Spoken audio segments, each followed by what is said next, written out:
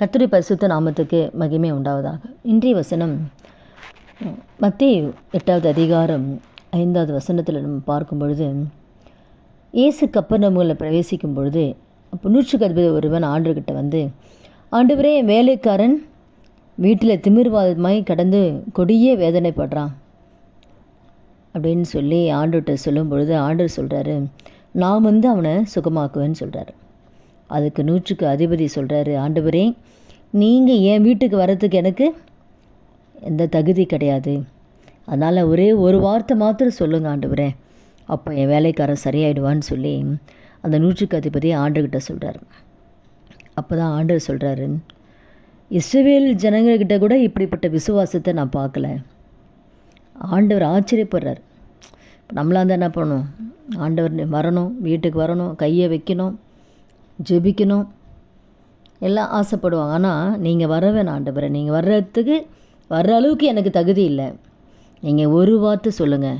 அப்போது ஆண்டவர் சொல்கிற அந்த ஒரு வார்த்தையில் என் வேலைக்காரன் சரியாடுவான்ற அந்த விசுவாசம், அதுதான் ஆச்சரியப்படுறார். அப்போ ஆண்டுடைய வார்த்தையில் வல்லமை இருக்குது. நீங்கள் வந்து தான் சுகப்படுத்தணும்னு அவசியம் இல்லை, நீங்கள் ஒரு வார்த்தை சொன்னாவே போதும் ஆண்டவரை, என் வேலைக்காரன் சரியாயிடுவான். அப்போ ஆண்டவருடைய வார்த்தை மேலே அப்படி ஒரு விசுவாசம் அந்த நூற்றுக்கு அதிபதி. அதே போல் ஆண்டவர் சொல்லும் பொழுதே, உன் வேலைக்காரன் சொஸ்தமாவான்னு சொல்லும் பொழுது அதே நேரம் அந்த வேலைக்காரன் ஆண்டவர் சுகம் கொடுக்குறார். நீ என்ன விசுவாசிக்கிறோ அது ஆகட்டும் தான் ஆண்டவர் சொல்கிறார். அந்த நாழிகளையும் அந்த வேலைக்காரன் சரியாயிட்டான். அப்போது அந்த விசுவாசிக்கிற ஆண்டவர் ஒரு வார்த்தை சொல்லிட்டாவே என் வேலைக்காரன் சரியாயிடுவான்ற அந்த விசுவாசம்தான் அவன் வாழ்க்கையில் அற்புதத்தை கொண்டு வருது. இந்த நாளில் கூட இந்த வார்த்தை கேட்குற நம்முடைய ஒவ்வொருத்தர் வாழ்க்கையிலையும் அவனுடைய வார்த்தையில் தான் வல்லமை இருக்குது. வார்த்தையில் தான் வானங்களையும் பூமியும் சர்வ சேனையும் ஆண்டவர் வார்த்தையில் தான் உண்டாக்குகிறார். அப்போ நம்ம, ஆண்டவரே, என் குடும்பத்தில் இருக்கிற பிரச்சனைகள் மாற ஒரு வார்த்தை சொல்லுங்கள் ஆண்டவரே, என் வியாதிகள் மாற ஒரே ஒரு வார்த்தை சொல்லுங்கள் ஆண்டவரே. இப்போ அந்த வேலைக்கார உடம்பு சரியில்லை, அப்போ ஒரு வார்த்தை ஆண்டவர் இங்கே சொல்கிறார், நீ என்ன விசுவாசிக்க அது நடக்கட்டும்னு சொல்லி ஆண்டவர் சொல்கிறார். நீ விசுவாசித்தபடி உனக்கு கடவுது.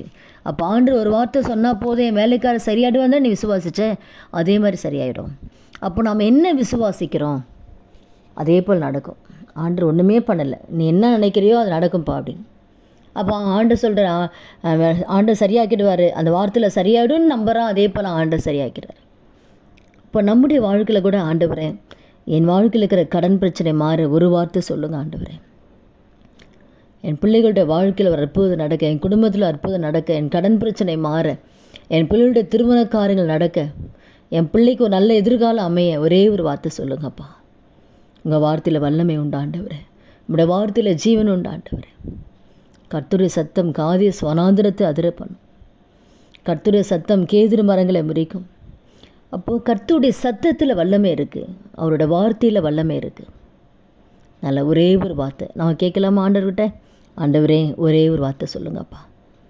நீங்கள் ஒரு வார்த்தை சொன்னால் போதும், என் வாழ்க்கையில் இருக்கிற பிரச்சனைகள் மாறும், கவலைகள் மாறும், கண்ணீர்கள் மாறும் ஆண்டவரே, ஒரே ஒரு வார்த்தை சொல்லுங்கப்பான்னு சொல்லி நம்ம விசுவாசத்தோடு ஆண்டவர்கிட்ட நம்ம சொல்லும்போது நிச்சயமாக ஒரே ஒரு வார்த்தை ஆண்டவர் சொல்வார், உன் கடன் பிரச்சனை மாறட்டும், உன் வியாதி மாறட்டும். அவர் ஒரே ஒரு வார்த்தை ஆண்டவர் சொல்ல போகிறாரு. அது உங்கள் வாழ்க்கையில் இருக்கிற கண்ணீர், கவலை, பிரச்சனை, வியாதி, மாந்திரிகம், என்ன காரியங்களாக இருந்தாலும் எல்லாத்துலேருந்து கர்த்தர் விடுதலை கொடுக்க போகிறார். நம்ம ஆண்டவர்கிட்ட கேட்கலாமா? ஆண்டவரே, ஒரு வார்த்தை சொல்லுங்கப்பா அப்படின்னு கேட்கலாமா? துதிகள் மத்தியில் வாசம் செய்ய நல்ல தகப்பனே, இயேசுவின் நாமத்தில் நம்முடைய சமூகத்தில் வருகிறோமப்பா. இந்த நாளில் ஆண்டவரே, அப்பா, நூற்றுக்கு வேலைக்காரனை ஆண்டவரே, ஒரே ஒரு வார்த்தை ஆண்டவரே கேட்கும் பொழுது ஆண்டவரே, அப்பா, அந்த வார்த்தையில் அந்த வல்லமை ஆண்டவரே, நீ விசுவாசத்தபடியே உனக்கு ஆக்கடுது என்று சொல்லி அந்த நேரத்திலும் வேலைக்காரன் சுஸ்தமான ஆண்டவரே, அதே போல் ஒரே ஒரு வார்த்தை சொல்லுங்கப்பா.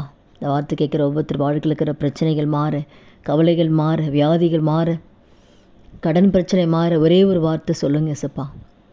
வார்த்தை நாளை காற்றையும் கடலையும் அதட்டுனீங்கப்பா. அமைதலாயிருன்னு சொன்ன உடனே காற்று கடலும் அமைதலாயிடுச்சு ஆண்டவரே. அதே போல் ஒரே ஒரு வார்த்தை சொல்லி ஒவ்வொரு குடும்பத்துக்கு விரோதமாக இருக்கிற எல்லா பிரச்சனைகள், போராட்டங்கள், வேதனைகள் எல்லாவற்றும் விடுதலை கொடுங்கப்பா. அவரோட கண்ணீரை கர்த்தர் மாற்றி அவங்க வாழ்க்கையில் அற்புதத்தை தேவன் செய்யும்படியாக செபிக்கிறோம். அப்படியே செய்ய போகிற தயவுக்காய் நன்றி செலுத்துகிறோம். இயேசு கிறிஸ்து நாமத்தில் ஜெபிக்கிறோம் நல்ல பிதாவே, ஆமீன். கர்த்தர் நாமத்துக்கு மகிமை உண்டாவதாக.